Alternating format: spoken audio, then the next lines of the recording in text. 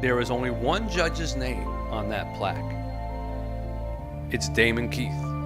One and only one name is signed at the bottom of those plaques. And if you take the time to read it, the next question would be, why this guy? And the answer to that is really an incredible story.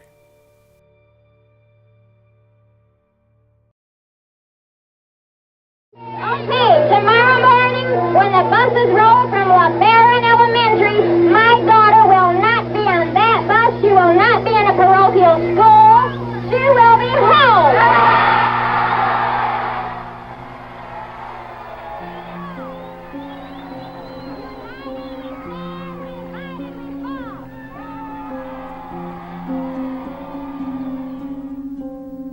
When the Pontiac NAACP started the lawsuit, I hadn't been on the bench for very long. In fact, I don't think I'd ever been to Pontiac.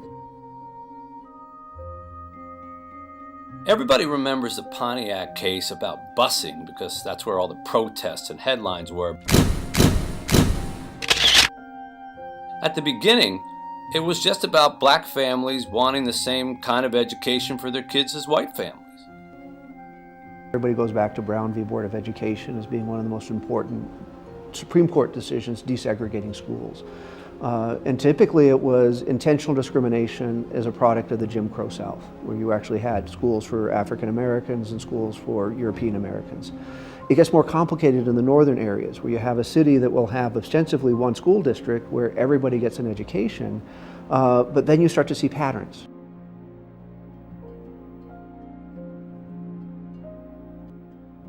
So you'd have black teachers teaching in the quote-unquote black schools and then white teachers teaching in the white schools. You could drive down the street or drive around the city and you could tell a white school as opposed to a black school. You could just simply tell it. They were better kept, better maintained. They were using buses in the white schools to bring their children to the schools of their choice. There was no busing for black children. Wherever black children had to go to school, you just simply walked.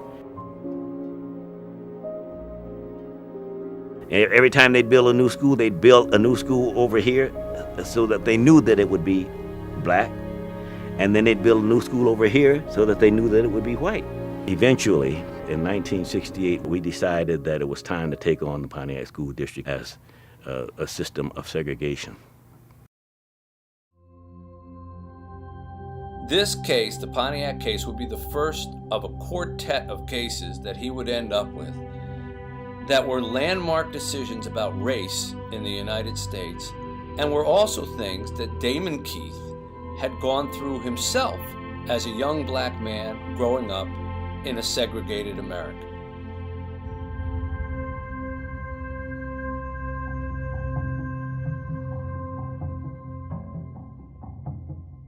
I just know my life, I went from the kindergarten, Columbian Elementary School, McMichael Intermediate, Northwestern High School. I didn't have a black teacher from the kindergarten until after I'd finished the 12th grade. I think the judge would never walk away from his life experience. For the judge, it's not that you take your life and you take your experience and you put it aside and you put on robes and you somehow have this abstract notion of justice. Justice is not abstract to Judge Keith. I thought that was very important to integrate the school system in Pontiac with black teachers teaching in white schools and white teachers teaching in black schools. Blacks and whites should go to school together. If you sort of tell the story of a case is going to be brought into federal district court level, heard by a single judge. That judge will make rulings of fact and rulings of law and come to some kind of resolution or judgment. We didn't know how far he was willing to go in order to see to it that the Constitution lived in this community. And he went the limit. So the case begins. The prosecution basically says this is a segregated racist setup. The defense, meanwhile, is basically people who have lived in Pontiac for a long time and really don't see what the problem is. I never personally witnessed anything that would be considered segregated in time I was there, people sort of stayed to themselves, to their own. We had an area in the south side of Pontiac that was pretty much African American. To your north and west was predominantly white. That's where people wanted to live. They just chose to be in a familiar neighborhood. In an ideal world, everybody would want to go to a school that is close to their neighborhood, right? And that becomes a very strong American value. But when you link schools with housing, right, and you have housing based upon issues such as income, and income is racialized in this country, you start to have a notion where neighborhood schools, or the concept of going to school very close to where your home is, starts to reflect and absorb a lot of the racial segregation that's inherent within the economy and within the housing situation. Every day, millions of children go to school. There are many ways you can get from home to school. Most of us walk to school.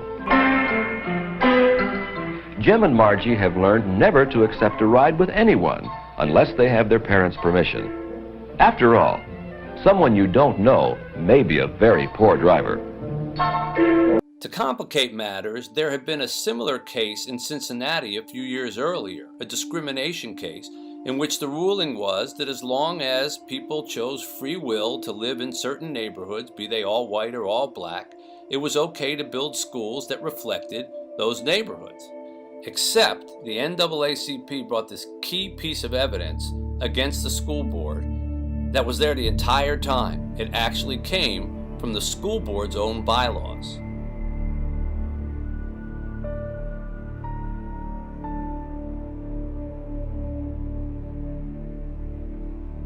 You can find documents early on in the 1950s where the Pontiac School Board themselves are embracing the notion of integration, and sometimes even embracing the notion of integration above the value of neighborhood schools. My findings and the evidence showed that in violation of that policy specifically, they hadn't done anything to integrate the school system up in Pontiac. I had to continue to say, this is different than the opinion in Cincinnati for the following reason. This is what the board did. This is what the superintendent did. And it was not by the housing pattern, it was by design of the school officials that the Pontiac school system was segregated. He said, when you had the opportunity to integrate or desegregate it, you blew it. You didn't do it.